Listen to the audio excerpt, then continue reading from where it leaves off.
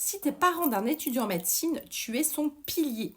Alors, tu peux pas, bien sûr, réviser à sa place, mais tu peux tout changer par ta présence, ton écoute et ton soutien. Alors, voici 4 rôles clés que tu peux jouer pendant cette année ultra exigeante. Tout d'abord, c'est être informé pour mieux soutenir sans surveiller. Donc, plus tu comprendras son quotidien, plus ton aide sera juste et rassurante. Donc, tu peux te renseigner sur son emploi du temps, les concours blancs, les dates clés. Là, tu peux aussi poser des questions, mais sans pression. Montre-lui de l'intérêt, mais pas du stress. Un petite astuce, tu peux créer un petit tableau sur le frigo avec les grandes échéances. Ensuite, tu dois être un soutien mental inébranlable. Alors souvent, ton enfant va douter. Souvent, souvent, souvent. Même s'il ne le montre pas. Donc évite les remarques anxiogènes comme «T'es sûr que tu bosses assez?» Dis-lui plutôt «Je vois tous tes efforts et je suis fière de toi».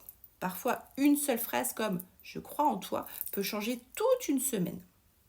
Ensuite, veille à son hygiène de vie. Donc, par exemple, tu peux maximiser ses chances de réussite si tu fais attention à son sommeil, son alimentation et ses pauses. Tout ça, ce sont des outils de réussite et ça, c'est pas du luxe. Donc, encourage-le à manger équilibré, à dormir suffisamment, à bouger un petit peu chaque jour.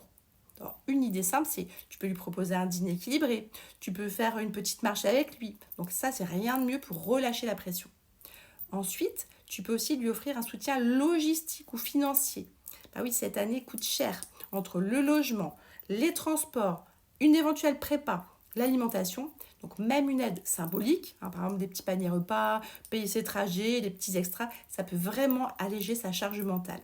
Donc une astuce, tu peux créer une routine hebdomadaire. Hein, tu lui fais par exemple ses courses, tu prépares ses livraisons, hein, tu lui donnes un petit budget réconfort. Donc ça, tout ça pour lui, c'est un stress en moins. Alors attention, ton rôle n'est pas de sauver ton enfant, mais de l'épauler avec amour, régularité et confiance. Donc ton enfant ne va pas forcément te le dire, mais ta présence peut vraiment faire toute la différence.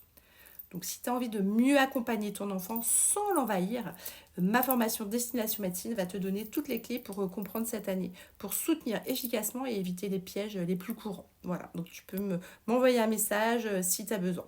Tu peux me dire aussi en commentaire quel est le rôle le plus difficile pour toi aujourd'hui et le rôle que tu trouves le plus facile. Voilà.